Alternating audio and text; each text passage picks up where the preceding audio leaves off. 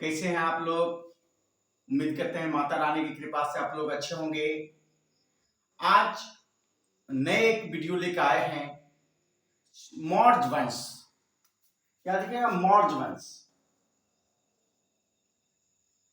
मौर्य वंश मौर्य वंश के संस्थापक थे चंद्रगुप्त मौर्य। चंद्रगुप्त मौर्य जो थे 322 ईस्वी पूर्व में 322 ईस्वी पूर्व में क्या किए थे, मौर्य वंश का स्थापना किए थे। चंद्रगुप्त मौर्य के जो गुरु थे वो थे चाणक्य, जिसे कैटिल्य भी कहा जाता है, जिसे कैटिल भी कहा जाता है। कैटिल यह जो थे, कहा जाता है कि चाणक्य मगध के शासक घनानंद से बदला लेने के लिए, क्योंकि घनानंद अयाशी व्यक्ति था, हमेशा नर्तकियों के साथ मांस मुद्रा का सेवन करता था, और उन्होंने चाणक्य को, वह भी घनानंद के गुरु थे चाणक्य, जिसको घनानंद ने बहुत अपमान किया था, जिसके कारण अपमान का घूंट का बदला लेने के लिए चंद्रगुप्त मौर्य को तैयार किए और इन्होंने तख्त लाके वन से इनको लाया था।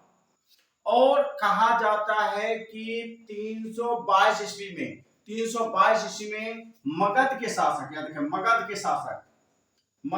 शासक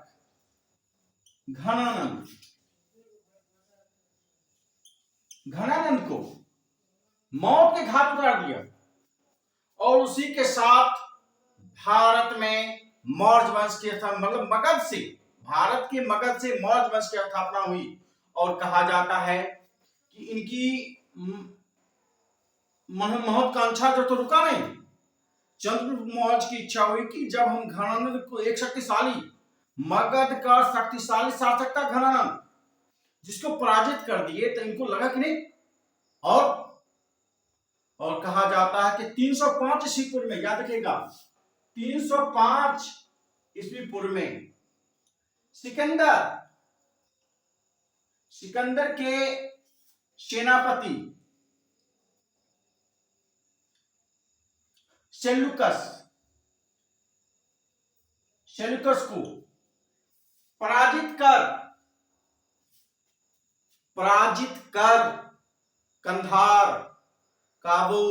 कंधार,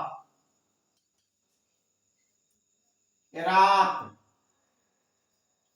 काबुल आदि प्रदेशों पर अधिकार कर लिया। कौन? चंद्रगुप्त मौर्य ने अधिकार कर लिया। कहा जाता है कि सेल्यूकस ने अपनी बेटी हेलेना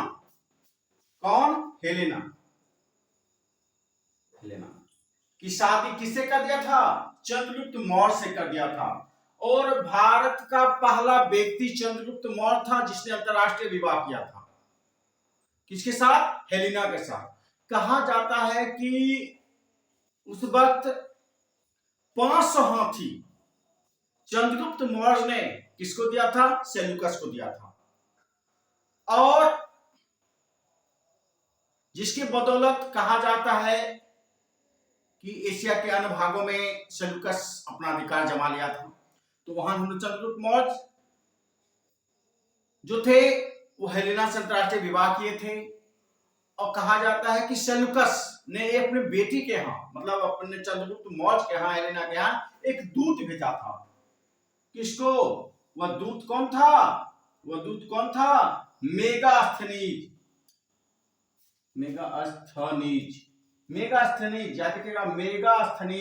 एक दूत भेजा था। पहले के जमाने में कैसा होता है, दूत भेजा था, जाइए हमारे बेटी की शासन व्यवस्था को देखिए, क्या हमारी बेटी दामाद का शासन व्यवस्था होती है। तो वही आया था मेगास्थनीज, और मेगास्थनीज ने इंडिका नामक पुस्तक की रचना की थी।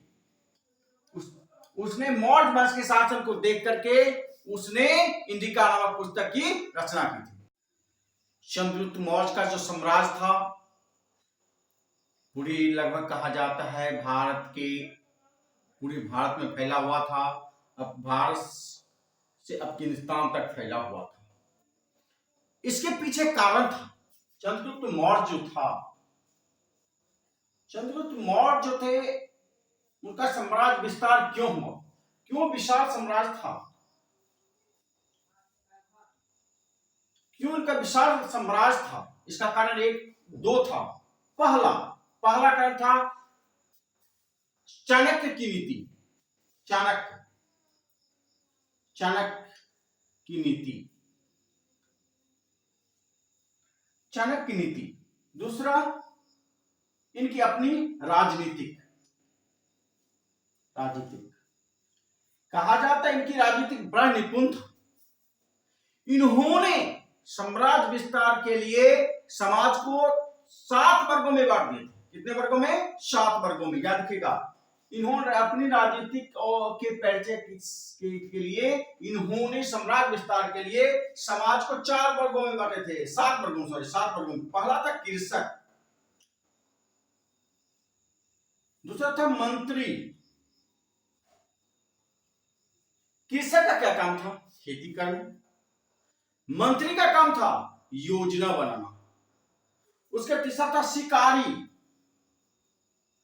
शिकारी का काम था वह जंगली जानवरों जो फसलों को बर्बाद करता था उसकी रक्षा करना। चौथा था दार्शनिक।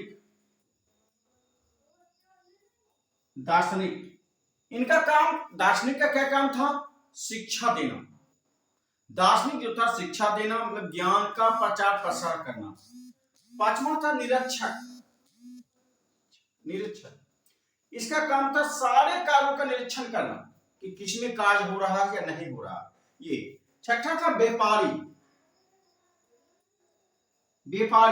व्यापार का काम था व्यापारी काम के जानने के लिए क्या करना। और सातवां था योद्धा। जो ये 7 वर्गों में समाज को बांट कर रखे हुए थे ताकि हमारा साम्राज्य विशाल बन सके। और वास्तव में चंद्रगुप्त मौर्य का साम्राज्य विशाल था। कहा जाता है कि चंद्रगुप्त मौर्य थे पहले वह शैव धर्म यानी कि शैव धर्म मतलब होता है शिव के उपासक। वो शिव के उपासक थे, लेकिन उन्होंने बाद में चल करके उन्होंने क्या किए थे? बौद्ध धर्म। उन्होंने शिव को बांटा, लेकिन आगे चल करके जब उनकी वृद्धावस्था आई, कहा जाता है बौद्ध धर्म अपना लिए थे। कौन सा धर्म अपना लिए थे? चंद्रगुप्त मौर्य कौन धर्म अपना लिए थे? बौद्ध धर्म। याद रखिएगा, चंद्रगुप्त मौर्य जो थे वह बौद्ध धर्म अपना लिए थे। और चंद्रगुप्त मौर्य थे वो बौद्ध धर्म अपना लिए थे। कौन धर्म अपना लिए थे? बौद्ध धर्म। कहा जाता है कि इन्होंने बौद्ध धर्म भद्रबाहु, जब बौद्ध धर्म जो अपनाए थे, किसे? भद्रबाहु से यह दीक्षा प्राप्त किए थे। बौद्ध दीक्षा जो है वह बौद्ध किसे? भद्रबाहु से प्राप्त किए थे। कौन? चंद्रगुप्त मौर्य। चंद्रगुप्त मौर्य के शासनकाल में ही प्रथम बौद्ध संगीति, याद रखिएगा, प्रथम बौद्ध संगीति जो हुआ था कब? 483 ईस्वी पूर्व में। कब हुआ था? 483 ईस्वी पूर्व में। किसके शासनकाल में? चंद्रगुप्त मौर्य के शासनकाल में। कब हुआ था? चंद्रगुप्त मौर्य। कहां? राजगृह, जो वर्तमान में है राजगीर में हुआ था। प्रथम बौद्ध संगीति किसकी अध्यक्षता में? भद्रबाहु के ही अध्यक्षता में। अध्यक्ष जो थे वो भद्रबाहु के अध्यक्षता में हुआ था। कहा जाता है कि बौद्ध धर्म में इतना रम गए और मोह माया से इतना त्याग हुआ, बिछुड़ हुए कि इन्होंने अंतिम समय में श्रवण बेलगोला याद रखेगा। अंतिम समय में कौन, अंतिम समय में मतलब जीवन के अंतिम समय जो था किनका, चंद्रगुप्त मौर्य का। चंद्रगुप्त मौर्य का जो अंतिम समय था वह एकांत जीवन व्यतीत करना चाहते थे और चाहते थे कि मैं अपना शरीर का त्याग कर दूं, जिसके लिए उन्होंने कहां चले गए थे, श्रवण बेलगोला। श्रवण बेलगोला ये है कहां, श्रवण बेलगोला के पहाड़ी, मैसूर, मैसूर याद रखिएगा, मैसूर कर्नाटक चले गए थे और इन्होंने अन्न जल त्याग कर अपना प्राण त्याग दिए थे। कौन, चंद्रगुप्त मौर्य अपना प्राण त्याग दिए थे। कहा, श्रवण बेलगोला की पहाड़ी में। श्रवण बेलगोला कहां है, मैसूर में। और इन्होंने अंतिम समय में कहा प्राण त्याग दिए, श्रवण बेलगोला मैसूर की पर्वत श्रृंखला पर अंजल करके त्याग दिए। इन्होंने, कहा जाता है कि उस वक्त मगध सहित भारत के सभी क्षेत्रों के उन्नति के लिए विशेष कार्य किए थे। उस वक्त का सबसे शक्तिशाली शासक चंद्रगुप्त मौर्य थे, जिन्होंने भारत को एक नई दिशा प्रदान किए थे। तो यहां तक था चंद्रगुप्त मौर्य के बारे में। फिर मिलते हैं आप लोगों को अगले वीडियो में। तब आप लोग PLC EDU को लाइक, शेयर और सब्सक्राइब अवश्य करें। धन्यवाद।